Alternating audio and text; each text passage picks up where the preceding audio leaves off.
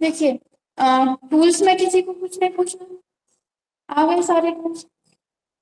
अब इसके बाद अगला अपन अभी आगे, हमने पिछली क्लास में डॉक्यूमेंट का साइज बढ़ाना बताया था, आ गया तो इसी तरह जैसे अपन बढ़ा सकते हैं उसी तरीके से अपन कम भी कर सकते हैं। ठीक है, अब यहाँ पर अगला अपन थोड़े से जो मेन्यूज में, यहाँ पर मेन्यू है, इनमें जो इम्पोर्टेंट इम्पोर्टेंट चीजें हैं वो पढ़ लेते हैं। ठीक है, सबसे पहला मेन्यू क्या है, फाइल मेन्यू। फाइल मेन्यू पर क्लिक करना है, तो सबसे पहला ऑप्शन इसमें क्या है, न्यू। इसकी शॉर्टकट की इसके सामने लिखी हुई है Ctrl+N। Ctrl+N करते हैं या फिर न्यू पर क्लिक करते हैं तो अपने सामने पेज आता है। ये अपन कर चुके हैं, मतलब स्टार्टिंग में कि किस टाइप का आपको पेज लेना है। यहाँ से पेज साइज सिलेक्ट कर सकते हैं, जो भी साइज लेना है। पेज की विड्थ और हाइट आ जाती है, यहाँ से आप रिजोल्यूशन बढ़ा सकते हैं, अपने अकॉर्डिंग ले सकते हैं।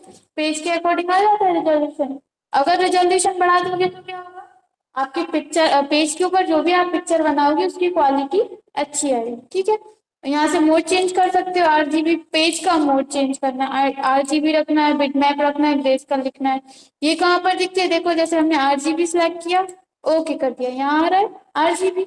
लेकिन अगर आप इसमें से और कोई सिलेक्ट करोगे, जैसे कि हमने यहाँ से सिलेक्ट किया CM/K, ओके कर देते हैं, तो ये देखिए CM/K आ रहा है, पेज वैसा ही आता है जैसा ये आ रहा है, बस यहाँ पर फॉर्मेट चेंज हो जाता है उसका।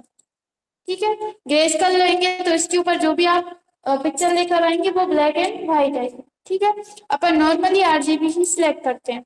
यहाँ से आप व्हाइट लेना चाहते हैं, बैकग्राउंड कलर, यहाँ पर जो भी कलर सिलेक्ट होगा उस कलर का पेज आएगा। ट्रांसपेरेंट करेंगे तो पेज में कोई भी बैकग्राउंड नहीं आएगा। ठीक है, और फिर इसके बाद ये ऑप्शन हमने इसलिए डीपली नहीं बताया क्योंकि आपको सभी को आते हैं ये अपन। ठीक है, इसके बाद ओपन, वैसे नॉर्मली हर एक सॉफ्टवेयर में ओपन से उसकी खुद की फाइल खुलती है, तो यहाँ से भी ओपन से आप जो भी फोटोशॉप की फाइल क्या होती है, पिक्चर ही होती है फोटोशॉप की फाइल। तो अगर कोई चीज आपने फोटोशॉप में सेव कर की हुई है तो वो आप ओपन कर सकते हो, या फिर नॉर्मली पिक्चर जो आपने आपके पास है आप उसको भी ओपन कर सकते हो। ठीक है, इसके बाद इसकी शॉर्टकट की भी इसके सामने लिखी हुई है Ctrl+O। इसके बाद ब्राउज ऑप्शन है, ब्राउज Shift Ctrl+O, इस पर आप क्लिक करेंगे तो आपके सामने क्या होगा, आपका जो भी फाइल या फोल्डर आप सिलेक्ट करोगे वो आपको यहीं पर दिखने लगेगा। जैसे कि हमें जिस पीसी में जाना है, जिस पीसी के अंदर कौन कौन सी ड्राइव है यहाँ आने लगी। अब मान लीजिए हमें डी ड्राइव में या ई ड्राइव में जाना है, एफ में जा रहे हैं, हम डबल क्लिक कर रहे हैं, एफ के अंदर जितने भी फोल्डर या फाइल या पिक्चर होंगी वो आपको यहाँ पर दिखने लगेंगे।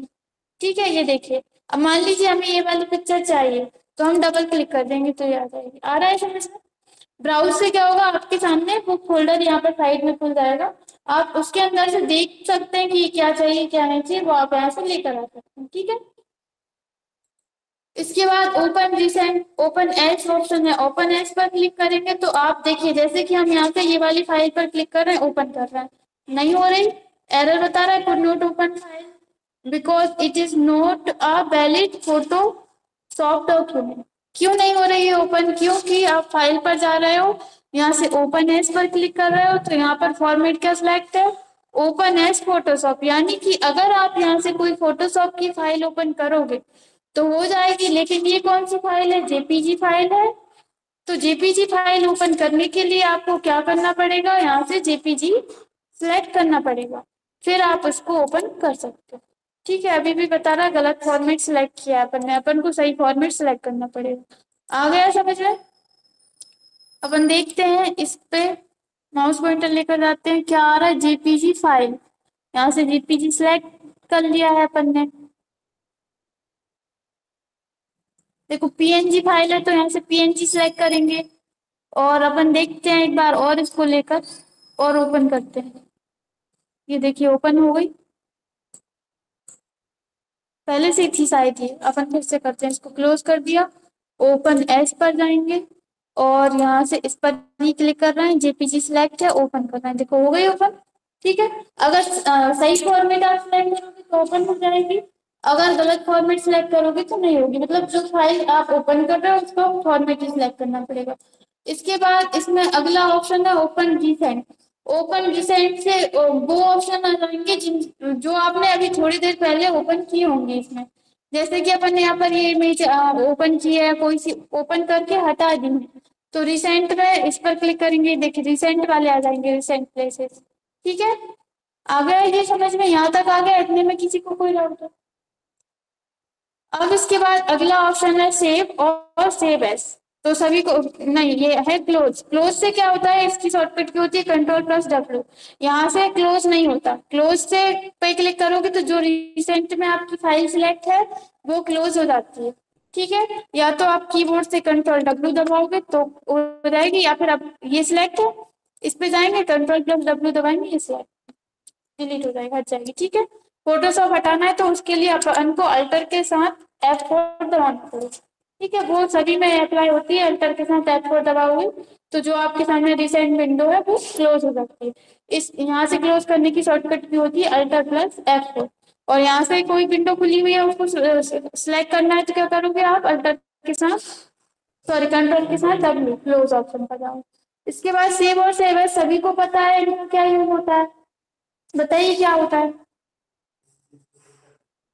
सेव करने के लिए, लेकिन दो ऑप्शन दिए हैं, इन दोनों का क्या यूज है? हाँ। तो यहाँ पर हम सही बता रहे हैं, लेकिन जैसे कि हमने यहाँ पर कोई फाइल ली, ठीक है, यहाँ पर कोई पिक्चर ली, मान लीजिए पिक्चर ली, और इसमें अभी एक ऑप्शन हाईलाइट नहीं हो रहा, सेव वाला। क्यों नहीं हो रहा? क्योंकि हमने इस पिक्चर को लिया, इसमें अगर हम कोई फॉर्मेटिंग, मतलब अगर आप इसी पिक्चर में कोई फॉर्मेटिंग करोगे और जहां पर ये सेव थी उसी में आप कोई चीज सेव करना चाहते हो, जैसे कि हमने यहाँ पर कोई ब्रश टूल से यहाँ पर कुछ बना दिया, जो भी कुछ एडिटिंग करनी थी वो कर दी। ठीक है, अब हम चाहते हैं कि ये जहां पर शेप थी वहीं के वहीं सेव हो जाए। अब देखो ऑप्शन हाईलाइट हो रहा है, इससे क्या होगा कि ये इसमें ही और चीज एडिट एडिट होकर, वैसे अपन देख लेते हैं ये एक और फाइल है या नहीं, इसका नाम देखते हैं, इसका नाम क्या है, लोगो 1। ठीक है, इसका नाम है लोगो। अब हम इसमें कोई एडिटिंग कर देते हैं, एडिटिंग करने के बाद फाइल पर जाकर इसको सेव कर देते हैं। डायलॉग बॉक्स आया सेव करने का, नहीं आया। अब हम इसको यहाँ से बंद भी कर देते हैं।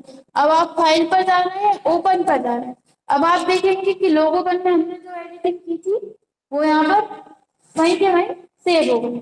ठीक है, तो ये यूज होता है सेव का। लेकिन अब आपने ओपन किया, इसमें आपने कोई फॉर्मेटिंग कर ली, जो भी आपको करना था,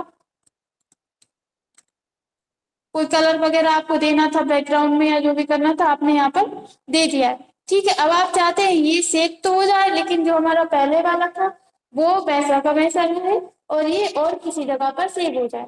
तो भले ही सेव का ऑप्शन आ रहा है, फिर भी हम सेव एज पर क्लिक करेंगे तो हमें ये सेव करने के लिए लोकेशन देगा कि आप कहाँ सेव करना चाहते हो। ठीक है, अगर किसी उसी डॉक्यूमेंट में या उसी पिक्चर में आपको कोई चीज सेव करनी है तो सेव पर क्लिक करते हैं।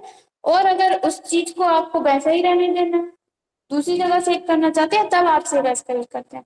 लेकिन अगर आप ये बोलो कि हम उसी में सेव कर सकते हैं, क्या दिक्कत है?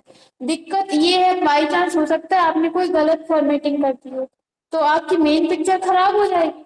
अगर आपके पास मेन पिक्चर है तो आप उसकी कितनी भी डुप्लीकेट कर सकते हैं, कितनी भी कॉपी कर सकते हैं, लेकिन अगर आपकी ये मेन पिक्चर खराब हो गई तो फिर आप इससे वैसा नहीं कर सकते। इसलिए अपन इसको इस तरह से करते हैं। इसलिए हम आपको बोलते हैं कि जब आप कोई भी पिक्चर लिया करो, अगर गलती से भी बाई चांस आपने कुछ में उसमें एडिटिंग कर ली और उसको सेव कर दिया तो फिर वो तो मेन पिक्चर नहीं, इसलिए आप राइट क्लिक करके डुप्लीकेट कर लिया करो, फिर उसमें एडिटिंग किया करो। और हमने आपको बताया था कि डॉक्यूमेंट का साइज बढ़ाना या कम करना, तो उसमें भी आप पिक्चर को कॉपी कर लिया करो। इससे मान लीजिए हो सकता है आपने बहुत कम कर दिया साइज या बहुत ज्यादा बढ़ा दिया, पिक्चर खराब हो गई, तो आपके पास ओरिजिनल पिक्चर रहेगी, आपको लेकर नहीं आना पड़ेगा, किसी व्यक्ति से लेना नहीं पड़ेगा। इसलिए आप ओरिजिनल पिक्चर को वैसे ही रहने दिया करो, कॉपी करके उसमें कुछ भी फॉर्मेटिंग कर लिया करो। अगर सही हो गई तो ठीक है, नहीं हुई तो आप ओरिजिनल तो है, आप उसकी कितनी भी कॉपी कर सकते हैं। इसलिए